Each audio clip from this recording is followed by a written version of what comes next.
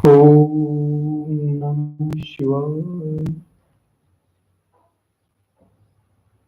शुभ्रण चौथा अध्याय।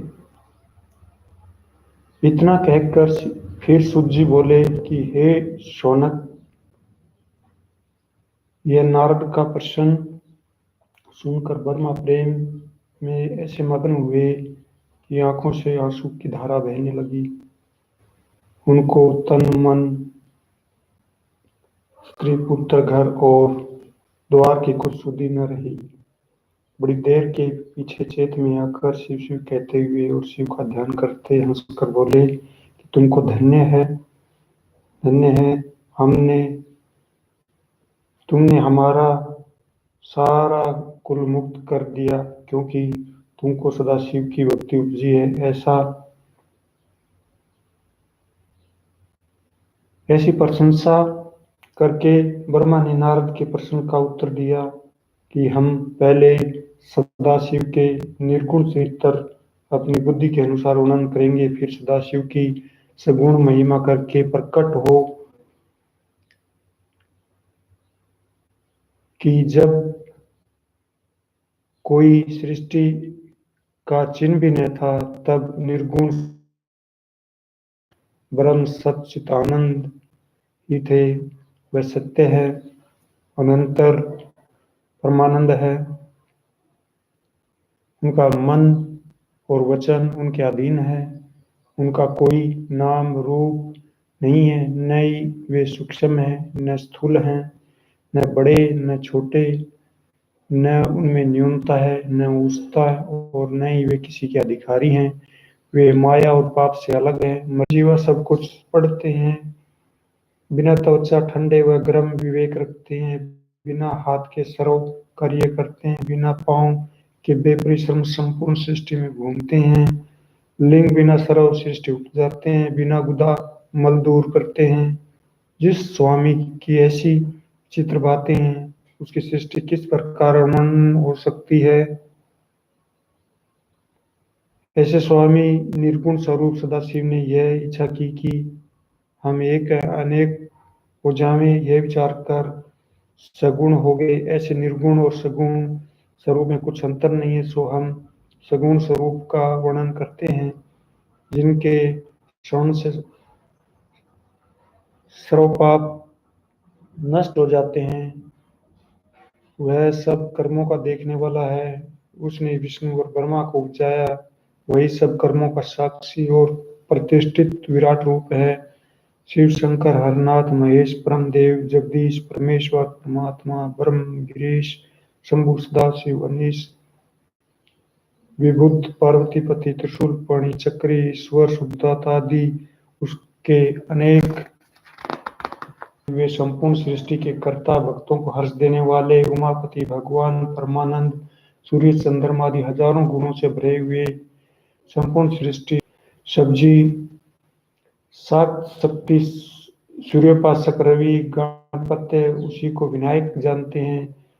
तीनों भवन का मन मोह रहे हैं। चौथा मुख जो उत्तर की ओर है वह विद्रुम अर्थात मूंगे के वर्ण का श्याम वर्ण केश मुख पर लटकते हैं और तीनों नेत्र ललाई लिए भाल पर द्विज का चंद्रमा अलंकृत है।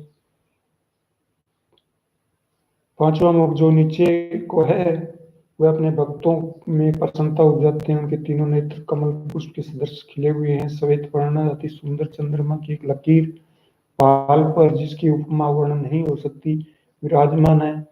इस तरह सदाशिव पंचभगन प्रसिद्ध हैं। गले में 3 लकीरें हैं। उसमें जो हलाल की श्यामलता है वह भक्तों के मन को हरती है। सूट धारण किए गले मुंडों में माला 4 भुजा और कोई 5 भुजा भी कहते हैं, कईयों ने 10 भी कहा। ऐसे हाथों में अलग अलग शस्त्र लिए हैं। हाथ कमलोत्लाली लिए हुए, उंगली पर लाल नख, परिवा की चंद्रवत प्रकाशमान है। जब 8 भुजा वर्णन की जाती है तो वे शस्त्र ये हैं: शूल फरसा खग पवी दाहिनी और लिए हुए हैं, और बाईं ओर अंकुश खड्गवाग नाग धारण किए हुए। जब भी सदाशिव की 10 भुजा कही जाती है, तो वह सब सामग्री सब हाथों में वर्ण होती है, अर्थात दाहिने हाथों में शूल, फरसा, पवी, चक्कर और बाएं हाथ में नाग, घंटा, पास, अंकुश, डमरू लिए हुए हैं। हृदय बहुत चौड़ा फैला हुआ, उधर गोल सुडोल तलुआ लाल नवीन चंद्रमा के समान चमकते हैं। ऐसा चरित्र विचित्र सुंदर स्वरूप श्वेत वर्ण माथे पर भस्म रमाए 5 कला और पंच ब्रह्म सदाशिव के शरीर में वर्तमान है, ताकि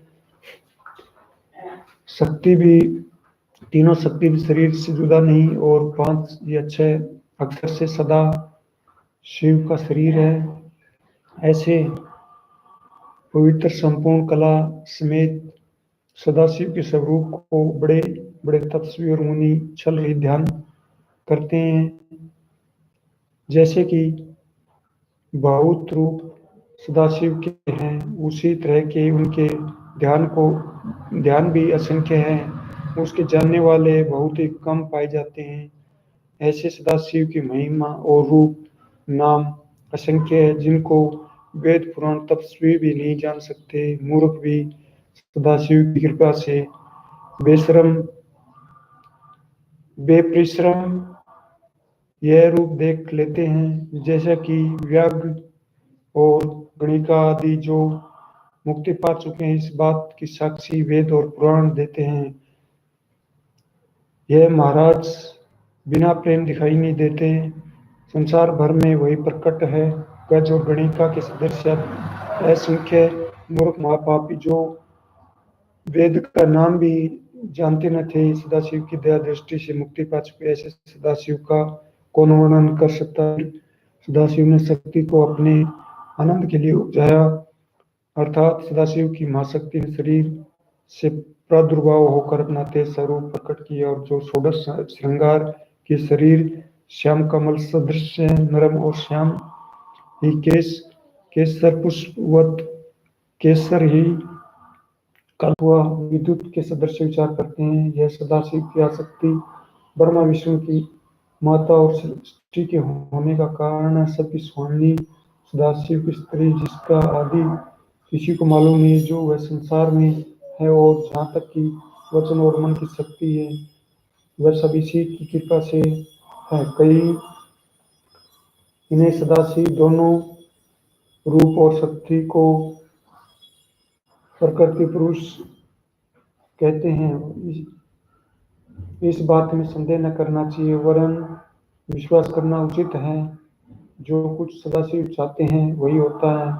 अब हम श्री सदाशिव जी महाराज के सगुण स्वरूप से गुण चरित्र वर्णन करते हैं। मन लगाकर सुनो। श्री सदाशिव को ब्रह्म और उमा को शक्ति जानना चाहिए। पहले सदाशिव ने उमा के साथ विहार करने के लिए लोक बनाया, जिसमें दुख, चिंता, शोक, दरिद्र को मार्ग नहीं।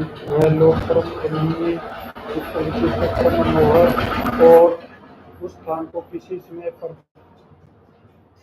नहीं छोड़ते। इस कारण उस स्थान को अधिमुक्त कहते हैं। उस स्थान संपूर्ण सृष्टि के जीवों को आनंद देने वाला है, इसलिए आनंदवन भी उसका नाम है। वह स्थान सिद्ध रूप तेज स्वरूप अद्वितीय है, इसी से उसका नाम काशी रखा गया। वह बड़ा नगर है। ऐसे नगर में एक महल बनाया जो चित्र विचित्र रत्नों से अलंकृत है। उसमें मोतियों की झालरें लटकती है। 70 विमान आदि असंख्य रखे हुए और वृक्ष कल्पतरु के सदृश ऐसे मंदिर सदाशिव अपने बैठने की जगह उत्तम रत्नों से बनाकर शक्ति समेत उस पर स्थान को सुशोभित किया। ऐसा सजा हुआ नगर देखकर सदाशिव ने अपनी शक्ति से कहा कि यह लोक अति उत्तम प्रसन्नता उपजाने वाला मुझे अति प्रिय, और उसी तरह पर तुमको भी अति प्रियतम है। यहाँ किसी के सामने दुख न आवेगा। यहाँ पहुंचकर कोई मनुष्य नारकी न होगा। यद्यपि हम श्री काशी जी की प्रशंसा करते हैं, पर तो भी हम इसकी स्तुति वर्णन नहीं कर सकते। इतना कहकर सदाशिव जी ने उमा के साथ विहार किया। इच्छा हुई कि कुछ रचना करे। यह विचार कर उमा ने कहा कि हमारी इच्छा तो हम दोनों की प्रसन्नता उपजाएगी, उसे सुनो।